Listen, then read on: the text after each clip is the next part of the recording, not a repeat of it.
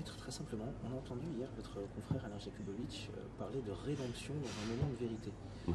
Clairement, pour vous, cette rédemption est contrainte et donc insincère. Oui, bon, alors, je ne suis pas dans l'affaire Maëlys, donc je ne connais pas tous les tenants et les aboutissants. Moi, tout ce que j'en connais, c'est au travers de la presse. Alors, ce qui a été révélé, c'est qu'il aurait demandé au juge d'instruction d'être entendu pour faire des révélations après la découverte d'un indice, on va dire, plus que grave et concordant. Je crois que c'est une tache de sang dans le coffre. Pour moi, il s'agit d'un aveu, c'est déjà bien, mais est-ce un aveu contraint ou un aveu, on va dire, raisonné, spontané?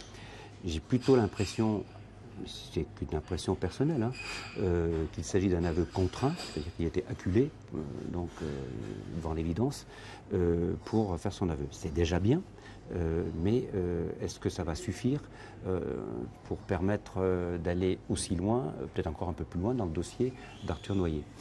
Je l'espère, je l'espère. Ou est-ce qu'il faudra attendre qu'on ait des indices supplémentaires dans notre dossier chambérien pour qu'il fasse également? Rédemption, j'y crois pas. Je n'y crois pas pour cette raison-là déjà. Et puis ensuite, j'ai l'impression, c'est toujours mon impression personnelle, hein, il est présumé innocent, donc voilà. Mais j'ai l'impression quand même que c'est lui qui demande, qui dirige un peu les étapes. Il demande au juge d'instruction à être entendu, parce qu'il y a un indice. Ensuite, c'est lui qui va dire, bon, je vous emmène là. Bon, ensuite, il dit, je ne dirai pas tout aujourd'hui, je parlerai un peu plus tard.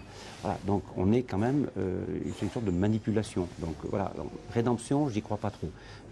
Si c'est vraiment de la rédemption, eh bien, moi j'attends quelques jours pour que sur Chambéry, il procède de la même manière, qu'il demande au juge d'instruction à être entendu, pour dire ce qu'il sait réellement sur la disparition d'Arthur Noyer, qui complète ses blancs dans ses déclarations, qui viennent contredire certains indices, mais avec des moyens ou des éléments, on va dire, objectifs, pour qu'on puisse dire, bon, on s'est peut-être trompé de porte, c'est pas forcément lui, ou qui viennent dire, bon, bah, finalement, c'est moi, il y a des indices graves et concordants, je les confirme, c'est moi. Voilà, donc on ne sait pas s'il va venir nous dire, je confirme, ou s'il va nous dire, ben non, c'est pas moi, et j'ai la preuve que c'est pas moi, parce que, donc on est toujours dans l'expectative. Vous savez, les parents de Maëlys disaient qu'ils étaient pris en otage.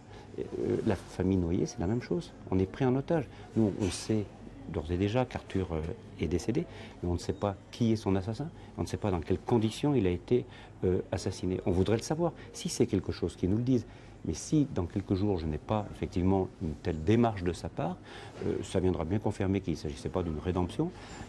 Et puis, moi, je demanderai effectivement un certain nombre d'actes au juge d'instruction, qui je pense me précédera, hein, mais je les demanderai quand même.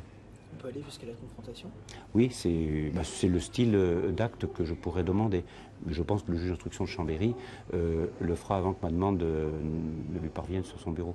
Très clairement, si Nordal Lelandais a changé de stratégie de défense et aujourd'hui dans une rédemption, vous l'appelez à être sincère jusqu'au bout sur tous les dossiers. Je l'appelle. C'est presque un appel aujourd'hui. Ouais, oui, c'est un appel. Si vous êtes sincère, pour la famille Noyer également, pour toutes les autres familles qui disent être concernées par les affaires, mais au moins pour la famille Noyer, parce que là, on a quand même des éléments qui sont quand même assez graves et concordants, puisque ça a conduit à sa mise en détention provisoire.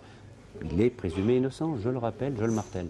Mais mise en examen, mais cela dit, s'il est vraiment sincère, qu'il le fasse. C'est un appel que je lui lance au nom de la famille Noyer, parce qu'elle est en pleine souffrance, cette famille. Et hier, elle a souffert encore davantage, parce qu'elle a vu le malheur qui s'était abattu sur la famille de Maëlys.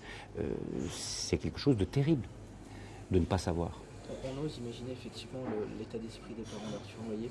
Vous disiez, c'est vraiment terrible pour eux. Ouais, c'est terrible. Ils sont meurtris. Ils sont meurtris. Je crois que, bon, même si ça ne ramènera jamais Arthur, comme ça ne ramènera jamais Maëlys, Maëlys, elle est disparue à jamais. Arthur, c'est la même chose. Ils ont besoin de savoir. Ils ont besoin de savoir comment leur enfant, en tout cas, je parle pour Arthur, comment il est parti. Et si Nordal Lelandais n'était pas dans une démarche de sincérité, qu'est-ce qui se passerait? On attendrait plusieurs semaines, le temps d'avoir peut-être un jour un indice? Je dis toujours, voilà, moi je dis toujours, dès ma première déclaration le 20 décembre dernier sur Chambéry, je disais, que les vides qu'il nous laisse dans ses déclarations seront automatiquement comblés par les indices que l'on va retrouver petit à petit. Alors, il faut donner autant le temps, et je sais que les services instructeurs de Chambéry font un travail colossal avec les enquêteurs de la gendarmerie nationale, un travail colossal. Ils y parviendront, j'en suis certain, je suis optimiste là-dessus, je suis très optimiste. Seulement, il faudra attendre. Alors, il se passera plusieurs mois, plusieurs semaines, plusieurs mois, peut-être une année supplémentaire, mais on y arrivera. Parce que vous savez, tout homme, quel qu'il soit, a un talon d'Achille. À un moment ou à un autre, il sera confronté à certains éléments, il ne pourra plus reculer. Donc oui, je suis optimiste, on y arrivera, mais il faudra travailler davantage d'arrache-pied pour trouver ces éléments. On serait potentiellement dans un profil de manipulateur dans ce cas. Oui, je le dis clairement. C'est ce que je disais tout à l'heure. La personne qui va dire quelles étapes on va franchir et qui n'en franchira pas d'autres tant qu'il n'aura pas décidé autrement, c'est le propre du manipulateur. Le propre de cet individu-là, c'est, quand je dis de l'individu-là, de ce genre de délinquant, c'est d'être dominant. Et là, il veut quand même encore dominer. Même dans l'aveu, il veut continuer à dominer. C'est ça qui... Alors d'un côté, oui, je suis optimiste, j'ai une lueur d'espoir. D'un autre, je me dis, il est quand même encore assez fort mentalement pour pouvoir encore dominer malgré l'aveu qu'il vient de faire.